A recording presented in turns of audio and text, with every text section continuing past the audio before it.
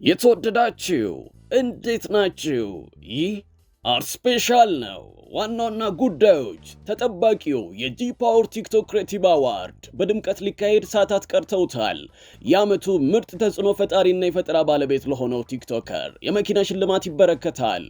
የሲኒማና ቲያትር አዳራሽን ቤቶ ድረስ ለማምጣት እየሰራ የሚገኘው አርትስ ፕላስ የተለያዩ ፊልሞችን ለተመልካቾች ሊያቀርብ ነው። በአዲስ አበባ ግዙፍ የስነ ጥበብ ፌስቲቫል ተዘጋጀ።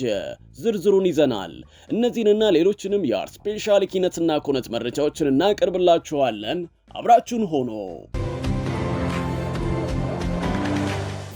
በሀገራችን በየዓመቱ ተጠባቂ ከሆኑ የሽልማት ስነስርዓቶች መካከል የቲክቶክ ክሬቲቭ አዋርድ የሽልማት ስነስርዓት አንደኛው ነው። ጣቢያችን አፍሪካን ሳይንስ ቴሌቪዥን ብቸኛ የሚዲያ አጋር የሆነበት የጂ ፓወር ቲክቶክ ክሬቲቭ አዋርድ ሊካሄድ ሰዓታት ብቻ ቀርተውታል። ይህ ሽልማት ከእውቅና ስነስርዓት በላይ በኢትዮጵያ ውስጥ አዎንታዊ ለውጥ ፈጠራን ለማጎልበት ይሰራል። ጣቢያችን አፍሪካን ሳይንስ ቴሌቪዥን በመላው ዓለም ለሚገኙ ተመልካቾች በቀጥታ ስርጭት በሚያቀርበው በሶስተኛው የጂ ፓወር ቲክቶክ ክሬቲቭ አዋርድ አጠቃላይ 26 ዘርፎች ተካተዋል። በውድድሩ አሸናፊ የሆኑ ቲክቶከሮችን ለመሸለም ከ5 ሚሊዮን ብር በላይ ለሽልማት መዘጋጀቱ ተገልጿል። በተለየ መልክ ደግሞ ዘንድሮ የዓመቱ ምርጥ ተጽዕኖ ፈጣሪና የፈጠራ ባለቤት ለሆነው ቲክቶከር የመኪና ሽልማት ይበረከታልም ተብሏል። የተወዳዳሪዎቹ ውጤት የሚመዘነው 70% ከህዝብ በሚሰጥ ነጥብና 30% ከዳኞች በሚሰጥ ነጥብ ነው። የ2025 የጂ ፓወር ቲክቶክ ክሬቲቭ አዋርድ ቅዳሜ ህዳር 20 2018 ዓ.ም አመሻሽ ላይ በአዲስ ኢንተርናሽናል ኮንቬንሽን ማዕከል ይካሄዳል።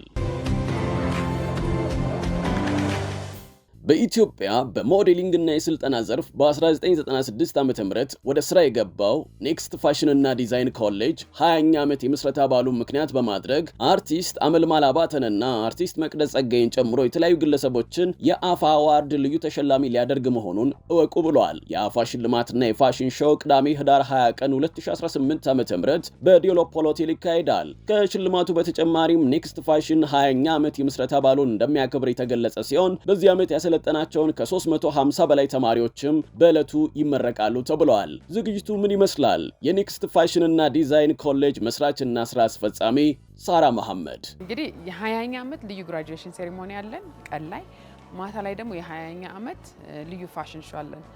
የፋሽን ማስተር ክላስ የሚባል አለን። እሱን የተማሩ ተማሪዎቻችን ፋሽን ሾው ያሳያሉ። እሱን የተማሩ ተማሪዎችን ኦልሬዲ ስራ ላይ የገቡ ህንድ ሀገር የሄዱ፣ ጣሊያን የሄዱ፣ ጀርመን የሄዱ እነሱ ናቸው። እነሱ ስራዎቻቸውን ያሳያሉ። ከዛ ደግሞ አፋ አዋርድ ደግሞ የሚባል አለ። ለኢትዮጵያ ፋሽን ትልቅ አስተዋጽኦ ያደረጉ አልባሳቱን በመልበስ ጋዜጠኞች ይሆናሉ፣ አርቲስቶች ይሆናሉ፣ ዘፋኞች ሊሆኑ ይችላሉ። ግን ሁል ጊዜ በዛ ልብስ ደምቀው የሚታዩትን ሰዎች እነሱን አውጥተን ነቅሰን እንሸልማለን። ደግሞ ኢትዮጵያን ፋሽን ደግሞ እንዲቀጥል ያደረጉ ደግሞ ዲዛይነሮች አሉ። እነሱን ደግሞ ነቅሰን እንሸልማለን። መቼ ነው የሚካሄደው? የት ነው የሚካሄደው? ቅዳሜ ማታ በእግዚአብሔር ፈቃድ 11 ሰዓት ተኩል ነው። በሆቴል ዲኦፔል ነው የሚደረገው። ኦራይል ወረድ ብለህ ማለት ነው። ኔክስት ፋሽን እና ዲዛይን ኮሌጅ እስካሁን በመደበኛ የስልጠና ፕሮግራሙ ከ5200 በላይ ዲዛይነሮችን በፋሽን ዲዛይን አሰልጥኖ እንዳስመረቀም አስታውቀዋል። ትዝታችን፣ ወዳኝ፣ ክነፍ ክነፍ የተሰኙ ርዕሶች የተሰጣቸውን ሙዚቃዎች ጨምሮ በተለያዩ ነጠላ ሙዚቃዎች ይታወቃል። ወጣቱ ድምፃዊ ሮቤል ሜዴክሳ ክነፍ ክነፍ ክነፍ ይለኛል፣ አያመልሽ ይጎትተኛል፣ አንደኛ ድምፃዊ ሮቤል ሜዴክሳ ለዓመታት ሲያዘጋጀው የቆየውና ከበር አፍ የተሰኘ ርዕስ የሰጠውን ሙሉ የሙዚቃ አልበሙን ዛሬ ህዳር 19 ቀን 2018 ዓ.ም አመሻሽ ላይ በዋሊያ ኢንተርቴይንመንት ዩቲዩብ ቻናልን ጨምሮ በተለያዩ ዓለም አቀፍ የሙዚቃ መተግበሪያ ማሰራጫዎች በኩል ለአድማጮች አቅርበዋል። ከበር አፍ የተሰኘው የሙዚቃ አልበሙ ብዙ አዳዲስ ነገሮችን የሞከረበት እንደሆነም ድምፃዊው ተናግረዋል። እስክስታ ጨዋታ ያለቃ ገብረሃና ጭፈራ ውዝወዛ እንደንዬ ደሞ ለዛ እንዳንቺ የታለና።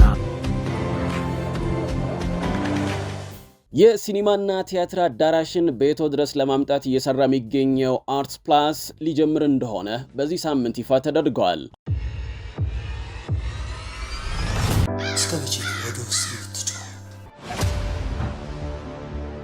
ያናት የሚሉ ሰይጣን ደግሞ ተፈቷል። ፈጣሪ ሲቀጣኒ ጣልቃ ምገባው ማለት ግን ልጅቷ ማነች? የእናቷ ቤት ውሸታ ማናት? ታውቂያለሽ እንደዚህ አይነት ሰው እንደማ አርትስ ፕላስ አዳዲስ ፊልሞችን፣ መዝጋቢ ወይም ዶክመንታሪ ፊልሞችን፣ ተከታታይ ድራማዎችን፣ ፖድካስቶችን፣ አስተማሪ ልጆች ዝግጅቶችንና ሌሎችንም ኪነጥበባዊ ይዘቶችን በዚህ ማሰራጫ በኩል ለተመልካቾች እንደሚያቀርብ ተናግረዋል። በዚህ ሳምንት መጀመሪያም በአርትስ ፕላስ ከሚሰራጩ ፊልሞች አዘጋጆች ጋር የፊርማ ስነ ስርዓት ተካሂደዋል። አርትስ ፕላስ ስራውን ሲጀምር በየትኞቹ ፊልሞች ይጀምራል? ራፋቲኤል ወርቁ የአርትስ ቴሌቪዥን የኦፕሬሽን ዋና ስራ አስፈጻሚ። አሁን ላይ 7 የሚሆኑ ፊልሞችን ወደ አርትስ ፕላስ ይዘን የመጣ ነው። 3 ዘጋቢ ፊልሞች አሉን። ተመልካቾች በጣም ሊወዷቸው የሚችሏቸው በፕሮዳክሽን ጥራታቸው በጣም ልክ የሆኑ ዓለም አቀፍ ደረጃቸውን የጠበቁ ልንላቸው የምንችላቸው አንደኛው ደ ስሞል ኪችን የሚባል ዶክመንታሪ ሲሪስ አለ።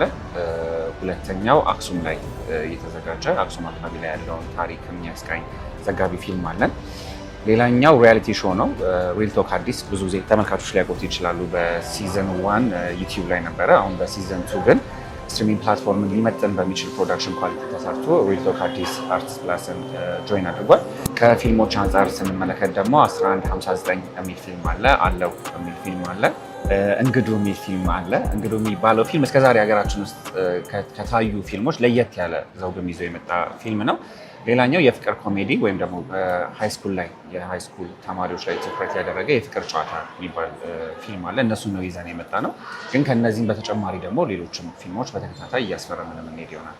የሀገራችንን ፊልሞች ብቻ ሳይሆን ከተለያዩ የአፍሪካ ሀገራት የተቀበላቸውን ፊልሞችና ተከታታይ ድራማዎችን ለእይታ የሚያበቃው አርትስ ፕላስ በቅርቡ በትልቅ እውነት ይበሰራልም ተብለዋል። አርትስ ፕላስ ከአንድ ወር በኋላ በጣም ትልቅ ኢቨንት እያዘጋጀን ነው። አርትስ ፕላስንም ኢንዱስትሪውንም የኢትዮጵያን ኪነ ጥበብ የሚመጥን ትልቅ ኢቨንት እያዘጋጀን ነው። እንግዲህ እዛ ኢቨንት ላይ በይፋ የሚጀምር ይሆናል። ቀኑን አልወሰንም፣ ግን ከአንድ ወር በኋላ በይፋ ይጀምራል። በአዲስ አበባ ግዙፍ የሥነ ጥበብ ፌስቲቫል ተዘጋጀ። ይህ ግዙፍ የሥነ ጥበብ ፌስቲቫል አዲስ የሥነ ጽሑፍ ፌስቲቫል የተሰኘ ስያሜ ተሰጥቶታል። ዝግጅቱ የፊታችን ማክሰኞ ህዳር 23 የሚጀምር ሲሆን እስከ ታህሳስ 5 2018 ዓ.ም ድረስ በከተማችን በተለያዩ ቦታዎች ይካሄዳል። በፌስቲቫሉ የመጽሐፍት ውይይቶች፣ የመጽሐፍት አውደ ርዕይ እና በርካታ ከመጽሐፍት ጋር የተያያዙ ዝግጅቶች ይካሄዳሉም ተብሏል። ከነዚህ ዝግጅቶች መካከል ዝክረ ሎሬት ጸጋዬ ገብረመድኅን የኢትዮጵያ ሥነ ጽሑፍና ህትመት በ20ኛው መቶ ክፍለ ዘመን ስነ ጽሑፍና ነገረ ሀቲታ፣ አንድ ግጥም አንድ ወግ የተሰኙ ዝግጅቶች ይገኙበታልም ተብለዋል። ክቡራትና ክቡራን ተመልካቾቻችን በዚህ ሳምንት ያዘጋጀንላችሁ የአርት ስፔሻል የኪነትና ኩነት መረጃዎች ይህንን ይመስሉ ነበር። ስለተከታተላችሁን እናመሰግናለን።